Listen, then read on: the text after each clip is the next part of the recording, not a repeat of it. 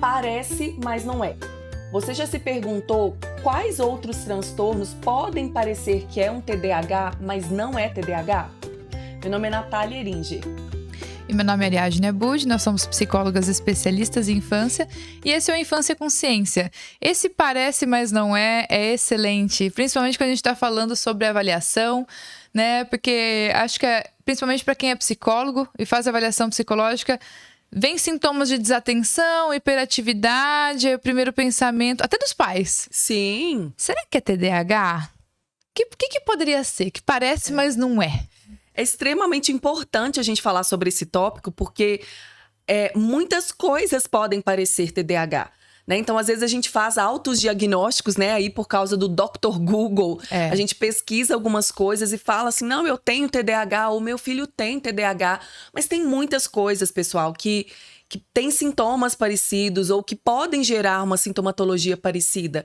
E a primeira delas, né, que eu sempre chamo aí de limpar o aquário, é quando a gente vai limpar causas, né, do ambiente e fatores ambientais que podem gerar sintomas parecidos, que é, por exemplo, o sono.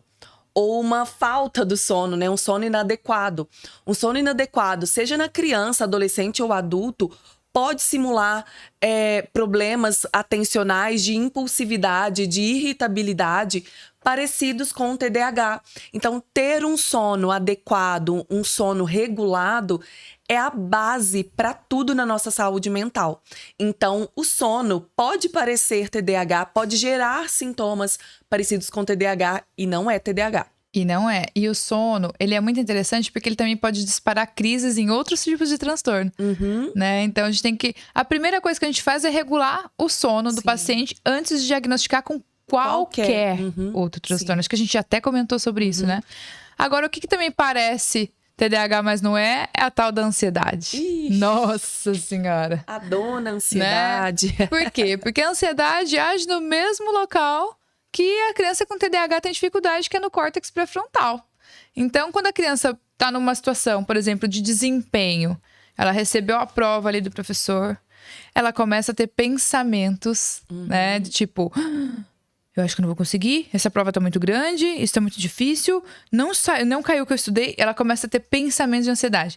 Ela começa a ter sintomas fisiológicos, porque a emoção, ela é fisiológica, a gente sente a emoção no corpo. O coração começa a disparar, a mão começa a dar aquela tremida, e aí a gente fica muito nervoso, acho que não vai dar tempo, a gente acaba ficando mais impulsivo, eu acho que não vai dar tempo, então eu vou marcar a B, não sei se é a B, mas eu vou deixar a B, a gente já confunde até na hora de passar no gabarito, às vezes, né, por causa desse nervosismo, dessa ansiedade. Deixa a gente mais desatento, deixa a gente mais impulsivo também, né? Porque a gente fica muito concentrado naquela sensação fisiológica que a gente tá tendo, que é característico da ansiedade, né? E aí, esse processo, assim, a ansiedade, ela acaba sobrecarregando a nossa memória operacional. Exato. A nossa memória operacional é como se fosse um pendrive.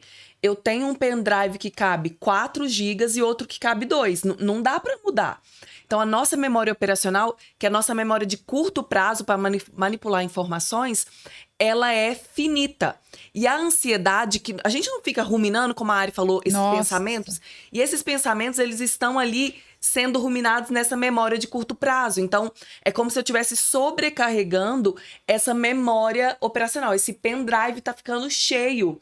Então, sobra pouco espaço para as outras informações, para o aprendizado, para a atenção. Então, acontece, né, cometendo muitos erros atencionais. E erros aí que a criança também quer evitar aquela tarefa. Então, eu faço rápido. Porque então, é aversivo para ela, né?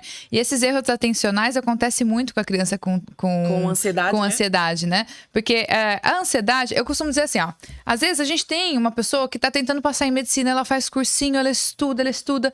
E aí chega na hora da prova, ela não tem o desempenho... Ela dá branco, Dá um branco. O que é esse branco? Esse sobrecarregamento da memória. Porque eu fico tão nervosa, né, que eu não consigo acessar as memórias. Exatamente. Que é como se fosse assim, como se a gente tivesse uma alça que buscasse. Então, pensa ali que você tem uma secretária e você entregou vários documentos para ela organizar na prateleira. A informação está ali.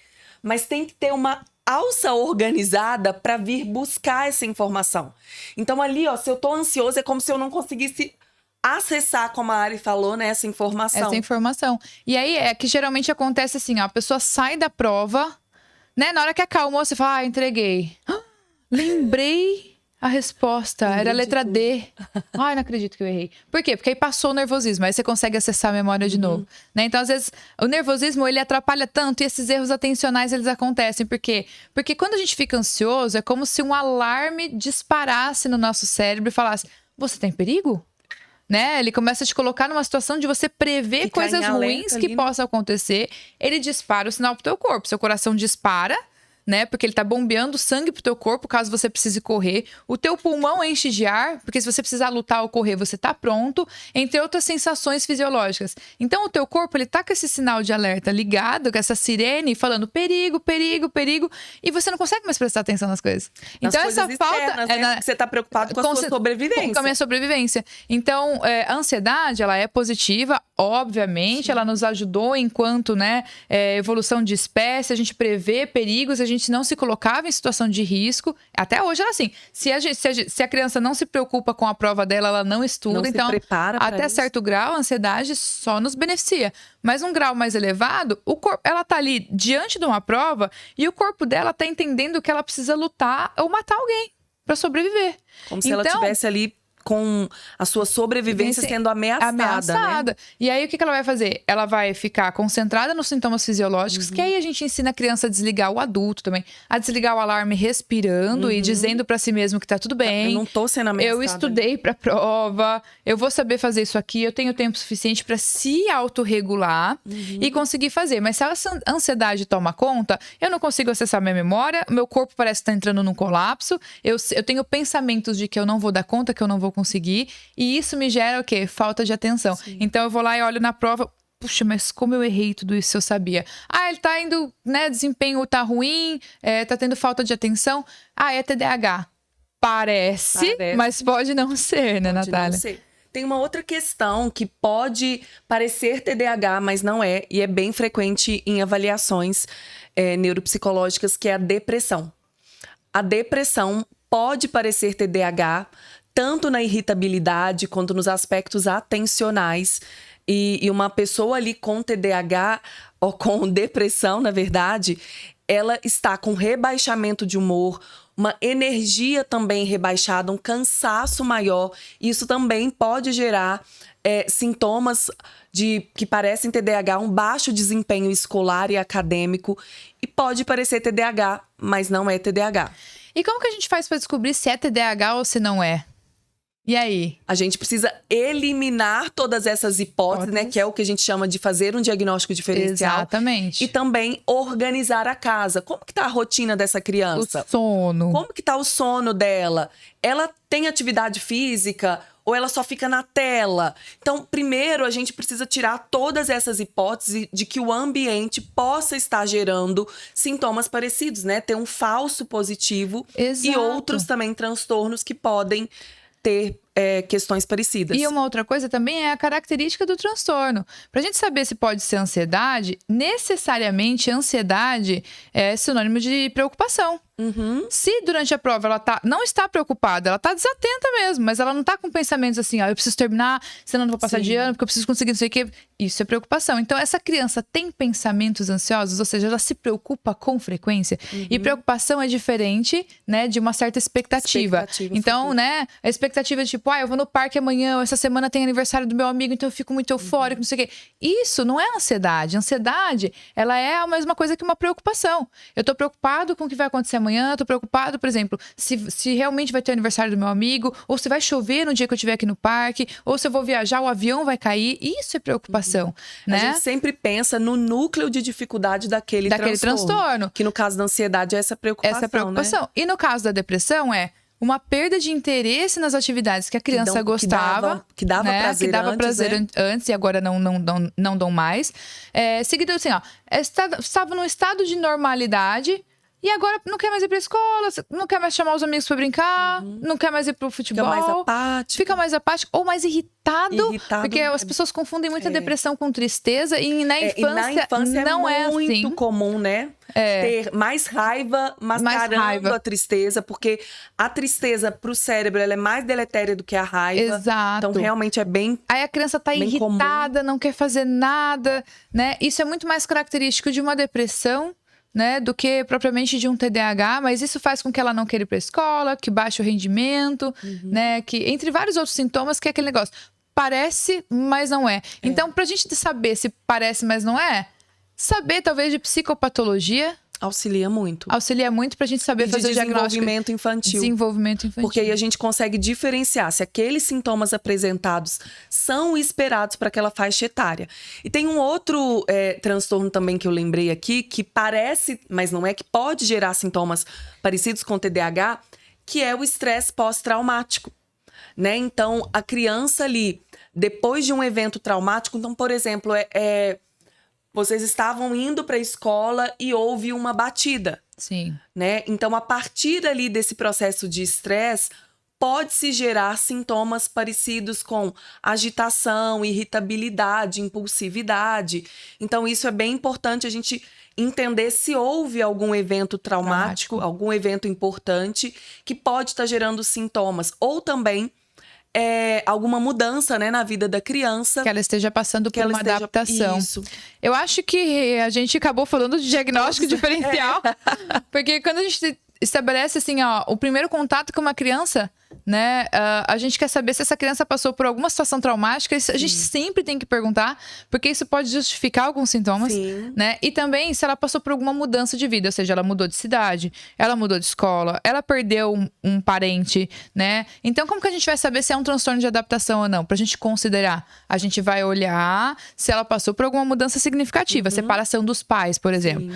Aí ela pode estar desenvolvendo sintomas de ansiedade, sintomas de depressão, problemas comportamentais, inclusive, né? Baixo rendimento escolar.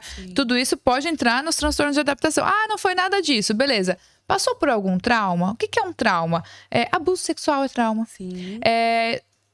Se envolver num acidente, ser assaltado, presenciar a morte de alguém. Pais, acontecer algo violência com os pais. doméstica, né? Um pai bate na mãe, ou até a mãe pode bater no pai, mas de modo geral a gente sabe que a violência é cometida maior, né, contra as mulheres. Então, isso tudo pode ser considerado trauma. E aí, qual que é o núcleo central do transtorno do estresse pós-traumático? A presença de trauma e dessas memórias, que ela fica relembrando do fato que aconteceu. Então, será que é TDAH? É um processo de memória, né? E aí, o interessante, quando a gente pensa em tudo isso, é dizer para vocês que estão aí nos ouvindo que quando é feito um diagnóstico de TDAH, a gente descartou todas essas hipóteses. Exato. Antes, porque a gente precisa pensar nesse diagnóstico diferencial, em tudo que parece, mas não é. Então, quando a criança chega no nosso consultório, a gente já perguntou se foi no médico, se já avaliou todas as questões orgânicas. A gente vai excluindo hipóteses. E todas essas hipóteses, né, essas possibilidades que parecem TDAH, elas foram descartadas. Então, algumas pessoas acham que agora tudo é TDAH. Não. Saibam, né, que os especialistas aí da infância, a gente sabe de várias outras possibilidades. A gente brinca que o DSM, que é o manual, né, de diagnósticos das doenças de transtorno mental, ele é muito grande. Então, assim, há muitas possibilidades. Então, não fique também com um diagnóstico, um autodiagnóstico ou com uma dúvida. Realmente procure, né, um especialista da sua confiança, porque ele vai saber fazer todos esses diagnósticos diferenciais para dizer se parece, mas não é. E também pode não ser nada. Eu ia falar isso agora. Pode ser um monte de coisa, também pode ser, às vezes, uma falta de manejo comportamental. Que os pais têm dificuldade de manejar o comportamento. Às vezes os professores também. Inclusive, uma das coisas que a gente faz para diagnosticar o TDAH, às vezes, é conversar com a professora, né? Ou com alguns professores da criança. E também, às vezes, pode ser uma questão de manejo de comportamento. Sim. Né? Então, às vezes, a gente vai precisar intervir, ensinar algumas estratégias, né, para os pais, para ver se a criança já responde, que talvez não seja nada. Pode ser, pode não ser nada. Porque na infância, a gente sempre tem duas dúvidas principais, né, ao se pensar um diagnóstico. esse sintoma, né, que está trazendo a criança ao nosso consultório, ele é uma psicopatologia individual? O que é isso? É um transtorno? Ela tem alguma doença, algum transtorno mental, algum problema que tem nome, que tem diagnóstico? Ou isso é o esperado para a faixa etária? Isso é o esperado para o desenvolvimento? Então, essa é a primeira questão que a gente tem que pensar. A segunda pergunta que a gente tem que responder é: isso que a criança tem, esses sintomas, essas características, essa queixa que trouxe ela no consultório, é um diagnóstico ou é algo do impacto do manejo dos pais e do ambiente? Por quê? Porque o ambiente, ele influencia grandemente o comportamento da criança. Então, a gente precisa eliminar essas hipóteses, que são as duas hipóteses principais, né? E primeiras hipóteses que a gente precisa pensar ao se atender uma criança. Exatamente. Então, até para os pais que falam, eu acho que esse menino tem TDAH. Será? Né? Pode parecer, mas não é. A gente vai precisar fazer o quê? Uma boa avaliação para ter certeza. Uma boa avaliação. E organizar a casa, né, pra gente ver. Exatamente. Acho que é isso então, né, Nath? Sim. Então tá. Até o próximo episódio, pessoal. Você que tem interesse em saber mais sobre esse tema de infância e ciência, nos siga no nosso Instagram, imp.instituto, e também acompanhe o nosso canal no YouTube. Eu aguardo vocês no nosso próximo episódio.